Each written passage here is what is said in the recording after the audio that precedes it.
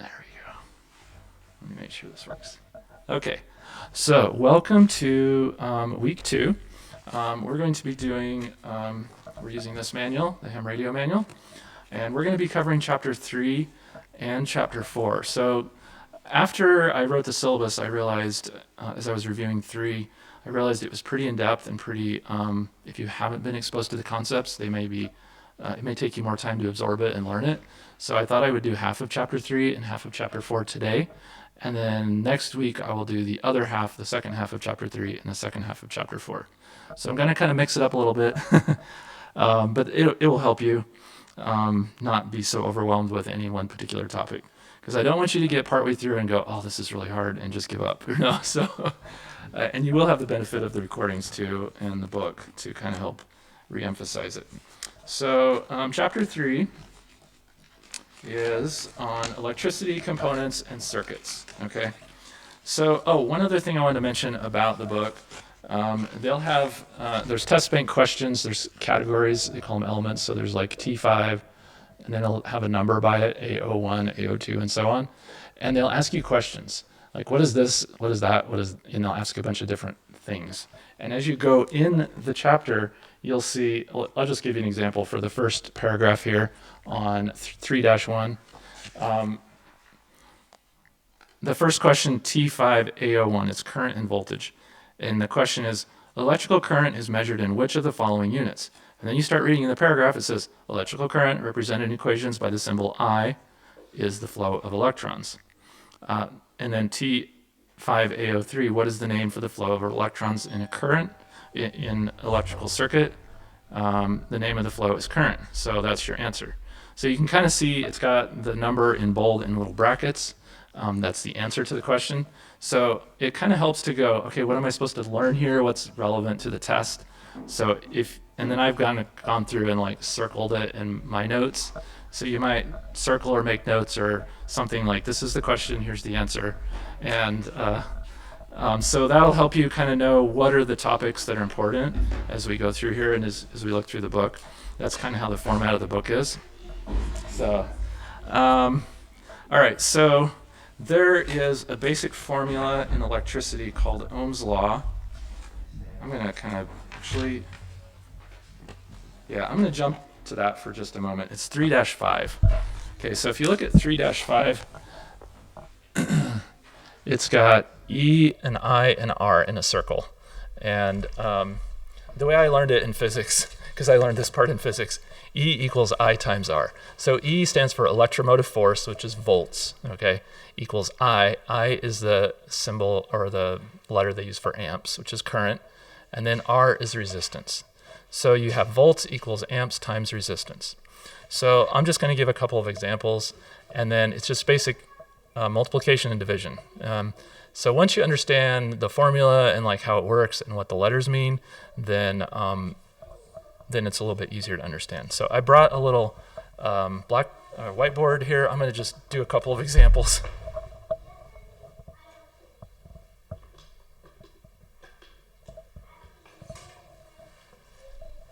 Okay, so here's the formula. E equals I times R.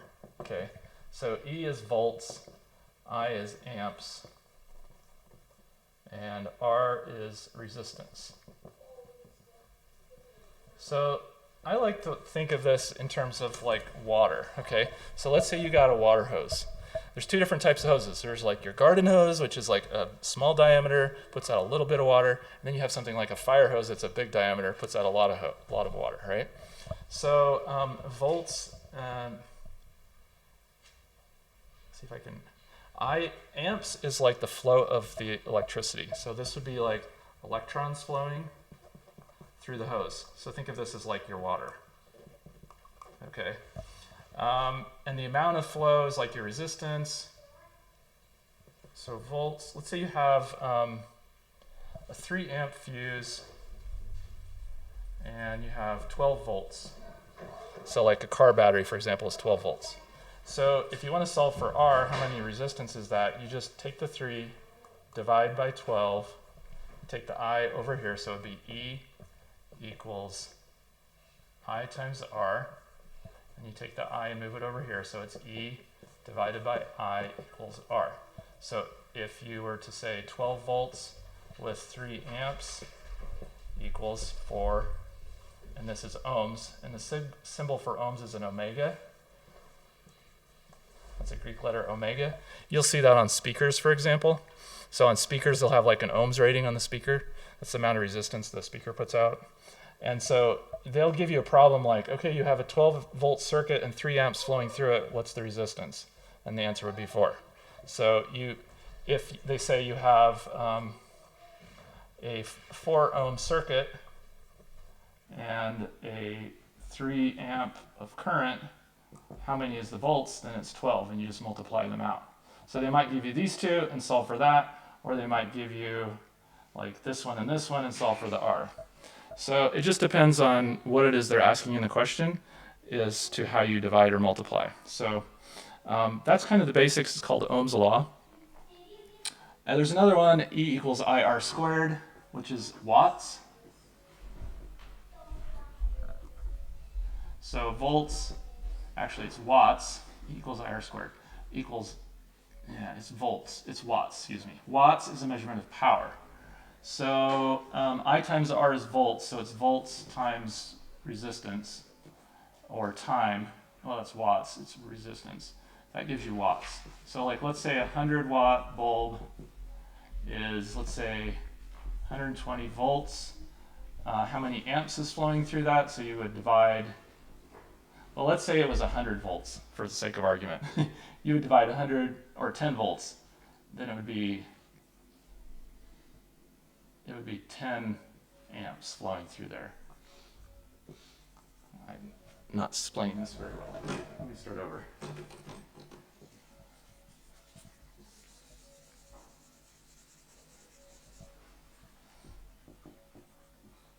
Watts is a measurement of power. So like you have a 100-watt bulb. So watts equals volts times the resistance, or the amps. So anyway, that's another formula that's in there. It's in the book a little bit, but I wanted to jump into that just a little bit because I wanted to explain the different units that are important. So let me go back to the intro. Hey Palmer, can you give me the multimeter? Is it on the table over there?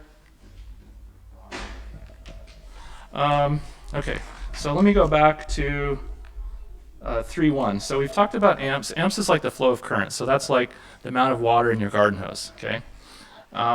Voltage is kind of like the pressure or the force coming out of your garden hose. Thank you. So as an example, for example, in your water pressure in your house, it might be like 400 psi coming in from, say, the city water. And they have in your house, it's called a pressure reducer valve, a PRV.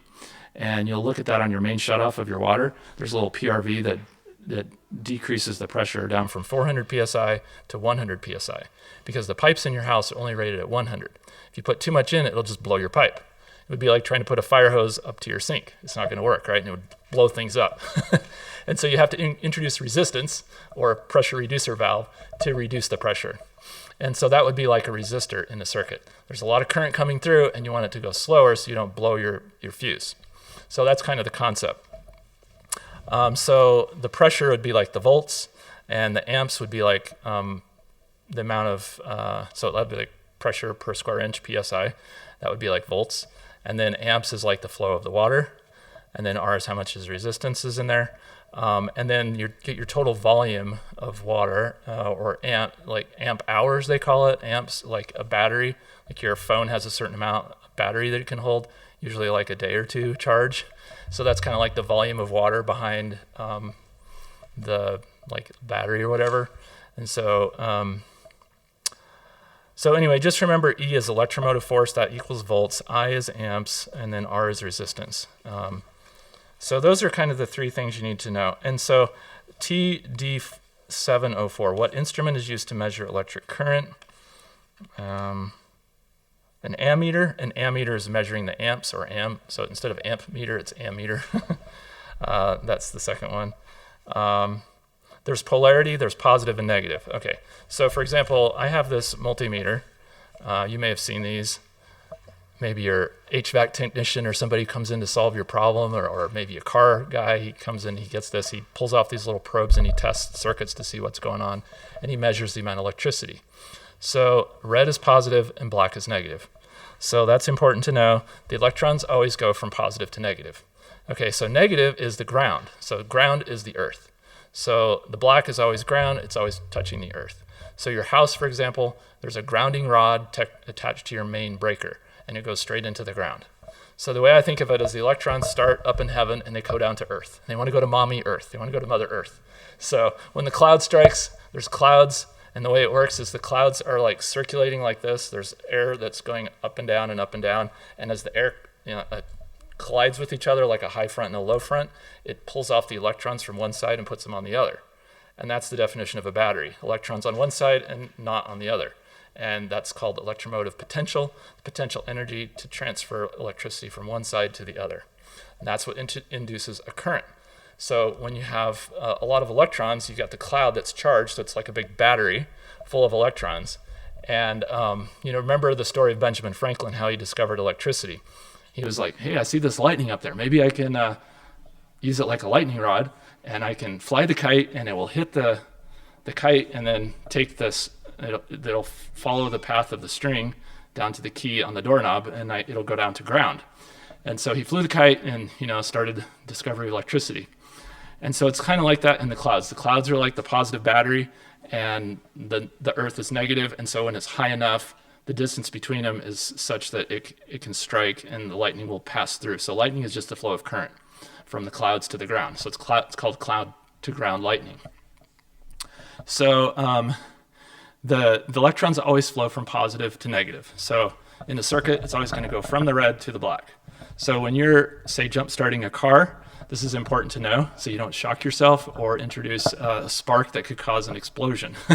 So when you get a jumper cables, they always tell you, let's see if I can remember how to say it. You always touch the ground first, I believe. Yeah, because it has the battery can give off explosive gases if it's bad. And nowadays they're sealed to a pretty low risk, but there is a risk that the battery could have a leak and it could have some explosive gas. So they always tell you to touch the ground first, then the positive last. And the ground can be the chassis of the car, and the car's rubber, and it can go insulate from the ground. And so you always attach the positive, and then negative, and then positive, and there's a certain order you do it in. And so the idea is you want to connect the good car last, because the bad car is the one more likely to have the gas. So if the one that needs the jump, you always connect that positive first, and then the one that doesn't need the jump last, so that you don't have the chance of a spark with the gas exploding. So that's a little tip for you on jump start. But a multimeter looks like this, and this one's a little bit fancier. They have an example in the book, and it's in, let's see if I can find it. It's on 3-4. They have a more basic version of this on 3-4, and it's on figure 3-4. They measure volts and ohms or resistance, and they have a continuity one. So this one, there's a symbol for V, so that's volts. So when I turn it on, it can measure volts.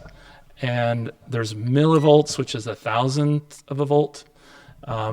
Did we go over, I think we went over the metric system last week? Yeah. We did? Okay. So like centimeter it takes 100 centimeters to make a meter. So you think about it takes 100 cents to make a dollar. It's a fraction of the dollar. Mill is the same. It's a fraction of a volt. So there's an MV here for millivolt, and there's a regular V for volt. So this would be to measure your volts of your battery. If you want to measure the current flowing through, you would turn to the A for the amps, and it would tell you how much current's flowing through there.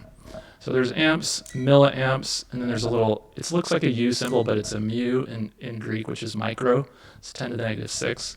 So there's a microamps, a milliamps, and a amps.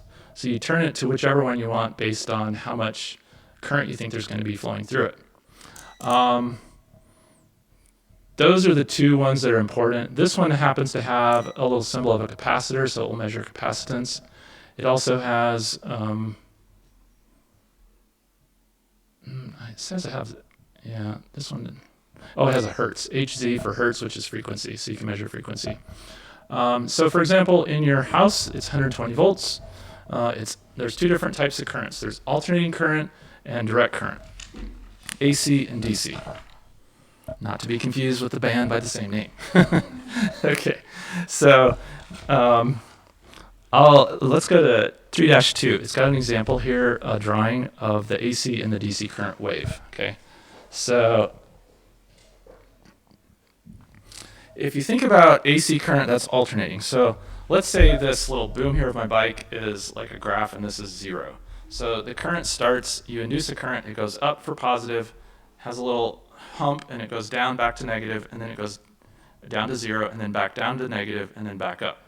So that up, 0, 0, and down and back up, that's one cycle. So that's 1 hertz. It does that one time, that's alternating current. Direct current just goes from 0 to positive, stays there over time, and then you turn it off. So like a flashlight, you have direct current, you have a DC battery, you flip the switch, it goes on for as long as you leave it on, and when you turn it off, it just goes back down to 0, and that's it. So that's direct current. So you've got an example here of the graph. It's either like a little up wave, and that's it, or it's a sine, well, it's cosine wave, sine, cosine, and it goes up and down. So that's alternating, so the current will go and switch between positive and negative flows. So let's see here. So a lot of small electronics, like your phone, anything that's portable, usually uses direct current because it's a small amount of current that it's needed, and it's just simpler and easier. So they use direct current in batteries and any kind of thing that takes a battery. Most of your household appliances will be AC, unless you have a transformer to convert it from AC to DC. Okay. So there's different ways you can connect circuits. There's what are called parallel and series. And on 3-3, there's a diagram of that using simple light bulbs. Okay, so I'm going to show you, just illustrate with this example here. On 3-3, you've got the bulbs labeled 1, 2, and 3. There's an A part of the diagram above, and there's a B part below.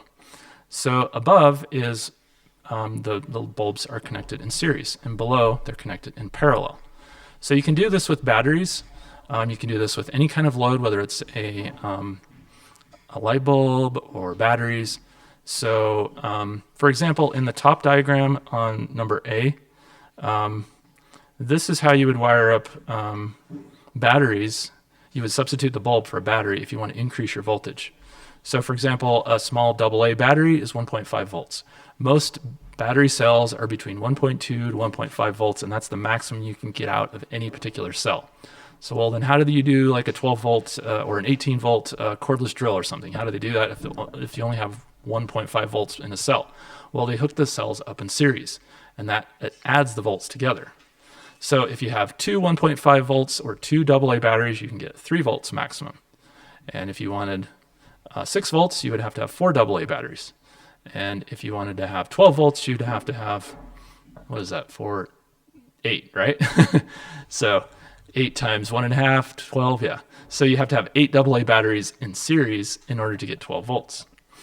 So that's what they do in a car battery. They would have at least 8 cells in your car battery. So when you look, you see like 8 little, it's usually lead acid. So there's plates of lead there with the battery acid in the electrolyte, it's called. And so you add those 8 cells together in series, and it adds the volts together. So if you take 1.5 plus 1.5, that's 3 volts. You double that again, and you get 6 volts. You double that again, you get 12 volts. So you would need at least 8 cells in order to get 12 volts. So that's how you would add it.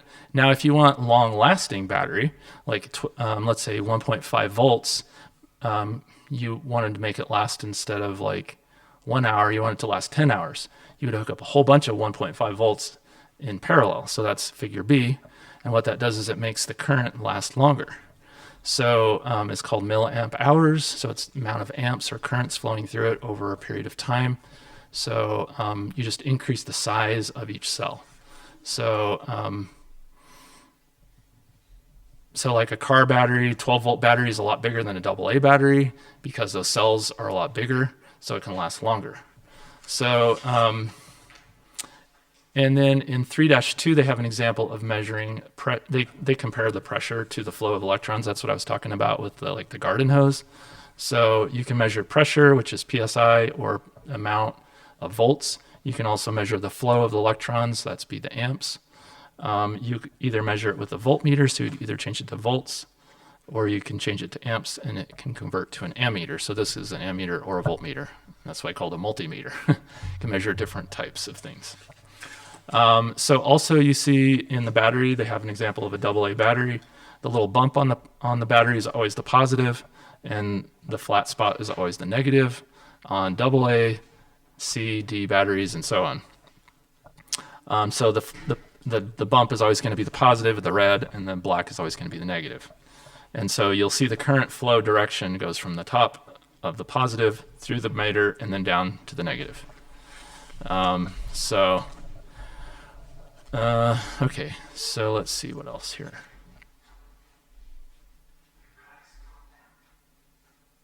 Oh yeah. Okay, so let's see if I can say this correctly. T5D13 on page 3.2. What type of circuit is DC current the same through all components? So it's either going to be series or parallel. 13. And then if you look at 3-3, they kind of give you the answer. If two or more components such as light bulb are connected in a circuit, so they all have the same current, that is series. So if you look at the part A on this 3-3 figure, it has the letter I. That I is amp, so that's current. So it's the same current through each of these bulbs. It might be 3 amps here, 3 amps here, 3 amps here. So it's the same in series. And then the same question is going to be the opposite for volts. It says, in which type of circuit is the voltage the same across all components? T5D14. And that is going to be parallel, which is this one. So they have the letter V here. So all the volts are the same across a series in parallel. So going back to that previous question, is that why they say you should replace your light bulbs on a Christmas tree? Like, if you have one light bulb blow out, you should replace it. Otherwise, the rest of them will go more quickly, because it seems like if one of them blows out, then you've got more current flowing through all of them. Yeah, there's two different types of like Christmas tree circuits. One of them are wired in series like that, so if one blows out, the rest still function. That's the advantage. In the series, this is the way the old circuits used to be. One blows out, the rest, even though they're good, will just blow. You've shorted the circuit. So most Christmas lights now are designed so that they're in series, so that for convenience, So they actually have an extra wire going here. Sometimes you'll see 3 wires going in. One of them is the line for the volts, and the other is kind of like extra to pass it on to the next one. But yeah, I'm not sure about the volts and the amps as far as like the actual light bulb and how that affects the lifespan. I'm not sure about that, but that does bring up a real easy example. Like in series, you take out bulb 2 and bulb 3 is not going to work, or bulb 1, because your circuit is now shorted. So but down here, you could take out bulb 1, 2, or 3, or you could take out 1 and 2 and 3 would still work, or you could take any one of these or any 2 of these and the other ones would still work. So so if you were to like bypass bulb 2, you're effectively increasing the current in the circuit, right? Probably, yeah. If you take out one bulb, then there's more current going through the circuit.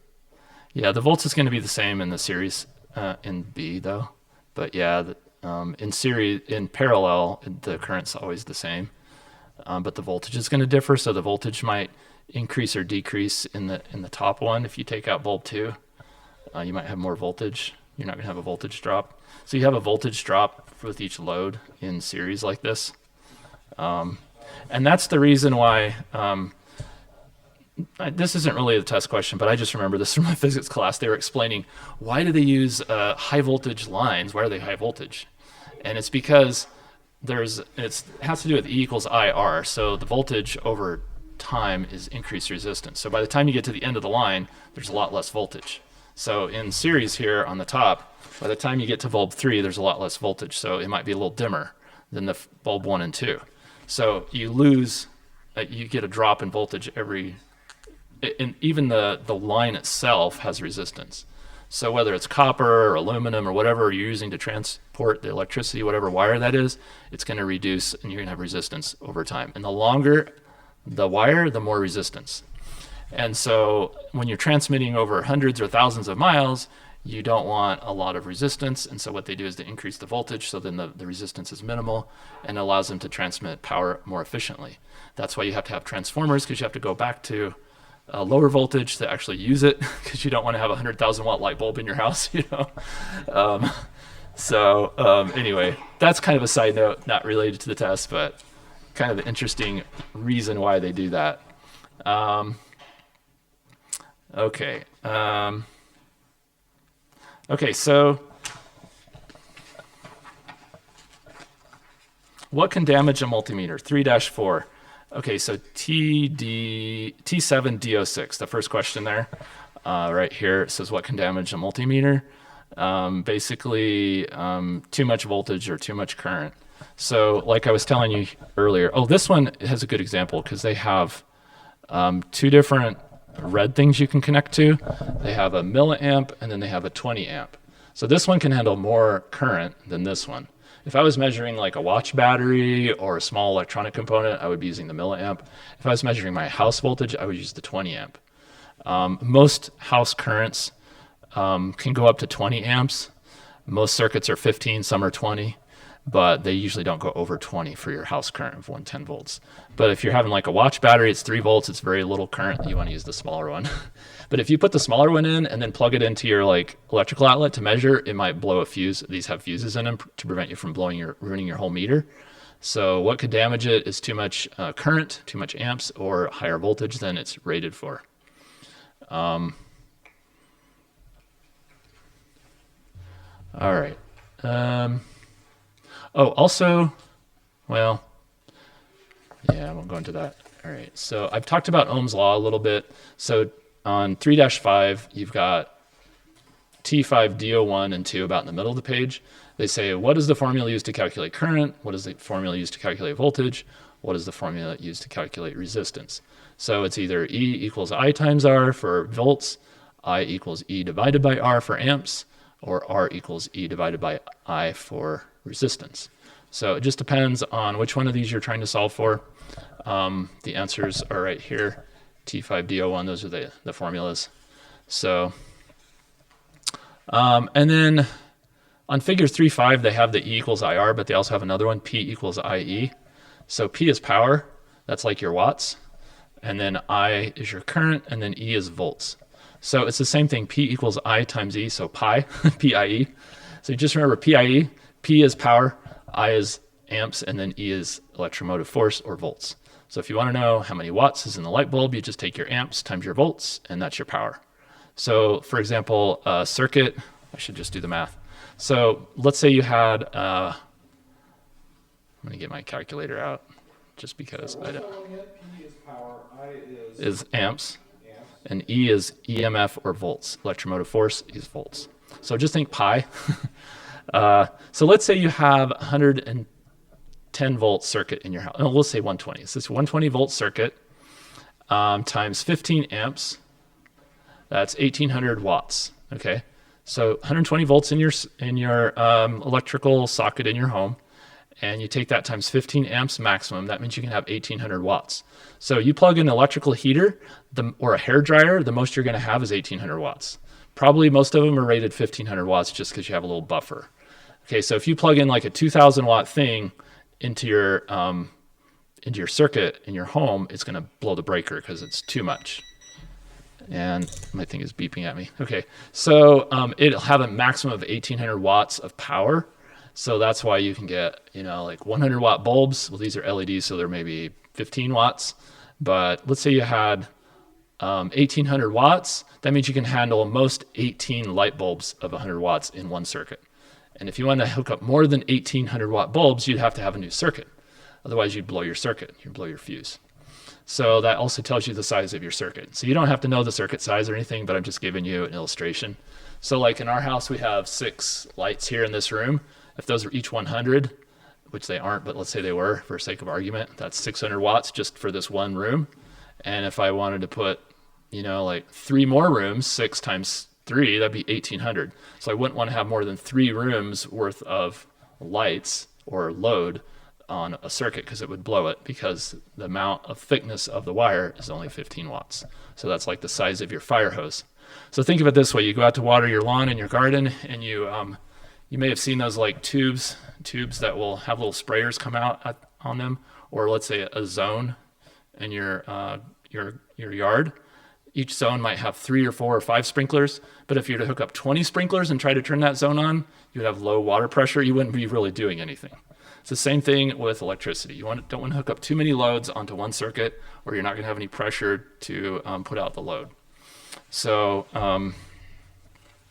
that's probably more than you needed to know, but it gives you an idea. On 3-6, they have a bunch of examples. These are just your basic volts equals amps times resistance formulas. So 3-6, they have an example of a little battery and a 10 ohm resistor, and you're measuring the amps. So they give you 2 of the 2 values they want you to solve for the volts. So it's a 2 amp, you measure it and you see 2 amps of current going through your battery. You know you have a 10 ohm resistor. How many volts are going through there? Well, it's 10 times 2, which is 20. So it's a 20 volt battery. So that's problem 1, and they have 2 other problems similarly. So the next one example is you have a 12 volt battery, you have a 6 ohm resistor. How much current is going to flow through there? Well, 12 divided by 6 is 2, so there's 2 amps flowing through. So there's a bunch of examples here. You can practice that, but they're pretty straightforward. Same thing with power. On 3-7, they have examples of power.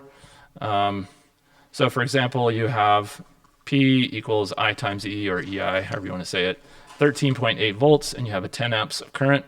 What is the load? It's 138 watts of power going through that circuit. So you just multiply the volts times the amps, that gives you your watts. So, and they have another example here, 12 volt circuit, 2.5 amps, that's 30 watts of power. So you might have an electrical 12 volt heater, let's say in your RV, or a portable heater in your car, or whatever, it's 12 volts, and you're going to only do 2.5 amps. That means your heater can only be 30 watts. It's not going to put out a lot of power, but it may heat something, So, okay. Now I'm going to introduce the components, and then we're going to stop on this part, and then we're going to go into chapter 4, because the next one is a little bit more. I'm just going to tell you the names of some of the basic electrical components and introduce it to you so you've heard it once, and then we'll review it next week. We'll begin next week on 3-8. So the first one on 3-8, they give you some electrical components here in the picture. It's figure 3.7. On the left, there's different types of resistors. Okay, so resistors are usually like this round cylinder looking thing. And just so you know, I had to learn this because I took an electrical engineering class in college. It was one of my requirements. And it was kind of fun, but I'm glad I'm not an electrical engineer because it was pretty complicated. But you notice on here they have little lines on the resistors. They're colored lines. They actually color them, and they have different thicknesses, kind of like a barcode. And if you add them up, it tells you how much resistance is on it. They're usually labeled on it, but the color and the bands actually tell you what the resistor is. You don't have to know any of that, but I just wanted to let you know about that. Another thing you might see on circuits is this little thing on 3-8. Those are capacitors. Okay, so resistors, by the way, the measurement of resistance is ohms. It's the omega symbol. And then capacitors, the measurement is called farads. So they're measured in farads. They're usually picofarads. Pico is 10 to the negative 12th. They're usually small amounts, microfarads, picofarads. So it's farads is the unit you need to know for capacitance. Think of a capacitor as like a mini battery. It charges up, it stores electricity, and then it can discharge it. So a capacitor is just storing electricity. And there's 2 ways you can store electricity. You can store it in an electromagnetic field, or you can store it in a magnetic field. So these capacitors, there's disc capacitors that look like a little disc with 2 little wires coming out. Sometimes they are like a little battery looking thing. and sometimes they're small or big, different sizes. So those are capacitors, with the letter C for the symbol. 3-9 shows you inductors. Okay, an inductor, there can be an air inductor, so it's just a coil of wire with air in the middle, so it's just empty, just like a big spiral with nothing in it. Or you can put a ferrous or iron core in it. It can be a disc like a donut or a toroid shape. That's the geographic term, toroid. It's like a donut. So they can wrap wire around a donut. They can wrap it around an iron coil, and that's called an inductor. If you put two inductors close to each other, you can transform and increase or decrease the voltage, and that's called a transformer. The next component, 310, those are adjustable circuits, variable inductors. So what they do is, let's say this inductor here, you can see this little donut with like little wires going around it. So think of this as a clock. So the coil goes in here at, say, 2 o'clock, comes out at, say, 3 o'clock on the other side. So if you were to have like a pointer and you were to connect the circuit here, here, or here, you have increasing number of loops. So the increasing number of loops would be increasing resistance, decreasing number of loops is decreasing resistance. So that's what they use in a volume control. So when you turn up the volume, you're increasing the resistance or decreasing the resistance. So turning up the volume is decreasing the resistance, allowing more electricity to go through. Turning down the volume is increasing the resistance and allowing less to go through. So you put this inside of a nice little spinner, or it's called a potentiometer pot. We call it potentiometer. So the potential energy goes up or down. Adjustable resistor, variable or adjustable, and that's how you have volume controls. Now a lot of them are electronic, but in the old days they were just little knobs you would turn. So that's how they do it, is they just increase or decrease the resistance. And transformers, that's to transform AC to DC or DC to AC. That's when you plug in a little adapter to decrease or increase your current. So like when you plug in your phone, there's usually a little adapter that hooks to the USB. The USB is like usually 3.5 volts. And there's two types. There's like the fast charging version and the slow charging version. So the slow charging version is like 1.1 amps, and the fast charging version might be like 2 amps. So you can imagine 2 amps, it's like your fire hose versus your garden hose of 1 amp. So it'll charge faster because you got more electricity flowing through it. So same sort of thing applies, like in USB for your phone and that sort of thing. And and I'll touch on one more component, which is a transistor and a diode. Okay, so a diode, LED, who knows what LED stands for?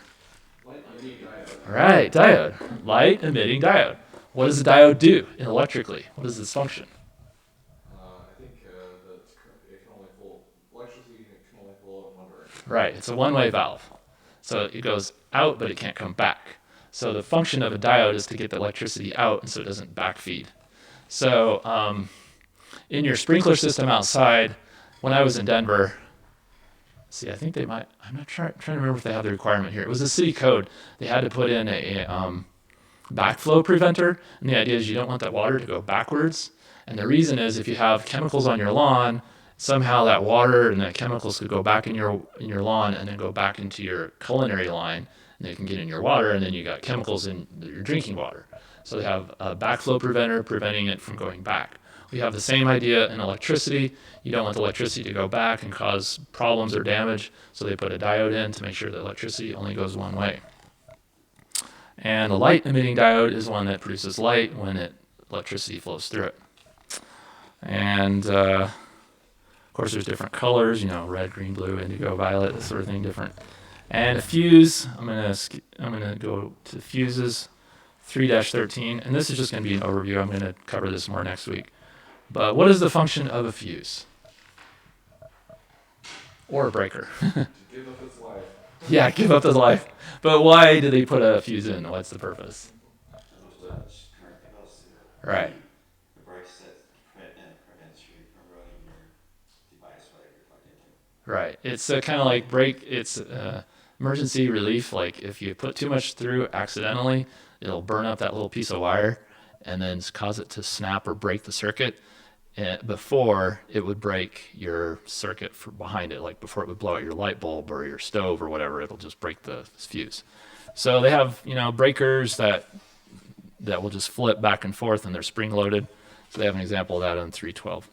All right, so I'm going to skip over the rest of it. We'll come back and do the second half of chapter 4 more in depth next week on some more of the terms. But the basic things you need to know is volts, amps. The units of measurement. So capacitor is measured in farads, and an inductor is measured in henries. Okay, so henry is also a measurement of magnetism. So Dear Henry, I think of Dear Henry. There's a song. Dear Henry, is there a hole in the bucket? Dear Liza, we'll fill it, dear Liza. Dear Henry, fill it. So Henry is magnetism, and Henry is also an inductor. And if you put the two circuits together, you put an inductor and a capacitor together, they can oscillate and go charge the inductor, discharge the inductor, charge the capacitor, and it can go back and forth and back and forth. And if you put a diode in the middle, that's how you get a blinking light. You put a capacitor and an inductor on each end with a LED in the middle and put a battery to it, and it will switch back and forth, and it will charge the capacitor. When it's charging the capacitor, there's no light in the diode, and the light turns off. And then when it reaches its full amount, it'll discharge, go back to the inductor, and the light turns on as the current goes back to the inductor, and the light turns on. And then it goes the other direction, so you get it turning on, off. So that's what causes, that's how they create a blinking light. It's called an LC circuit. L is inductor, and then C is a capacitor. So you put an LC circuit with a diode in the middle, and that causes the blinking lights. So that's how they do that. And so you guys can review and study up a little bit more for next week. 3-15 has some schematics. There's a question about what is the definition of a schematic. It's just a standard way of representing electrical components. There's some of those mentioned here. We won't go over those today, but we'll come back next week and do that. All right, so I'm going to pause the recording, and we're going to go into chapter 4. I think that was a little long. I was trying to make it 30 minutes. We went 42.